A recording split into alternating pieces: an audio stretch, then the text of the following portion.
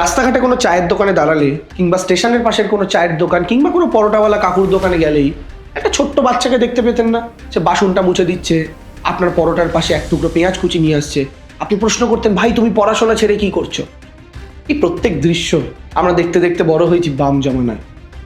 মমতা বন্দ্যোপাধ্যায় ক্ষমতায় আসার পর থেকে তার সঠিক পরিকল্পনা এবং সেই পরিকল্পনার বাস্তবায়নের মাধ্যমে আজ আমরা বলতে গর্ববোধ করি যে 2023 সাল থেকে এই বাংলার প্রাথমিক এবং উচ্চ প্রাথমিকে ড্রপ আউটের সংখ্যা 0। ঠিক শুনছেন, 0। বামেদের আসন সংখ্যার সমান।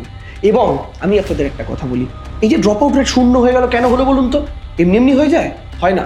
সঠিক পরিকল্পনার আগে পরিকল্পনার বাস্তবায়ন লাগে। সরকারি প্রকল্প দিয়ে সেই ছেলে মেয়েটার ভবিষ্যৎ এবং বর্তমানকে মুড়ে দিতে হয়, যেন সেই ছেলে মেয়েটা পড়াশোনা থেকে বেরিয়ে এসে আবার কোনো এক পরোটা কাকুর দোকানে গিয়ে পেঁয়াজ কুচি প্লেটে ছড়িয়ে দেওয়ার কথা চিন্তা করার আগে এটা ভাবে না, আজকে পড়াশোনার ভার আমার নয়, আমার বাংলার মায়ের।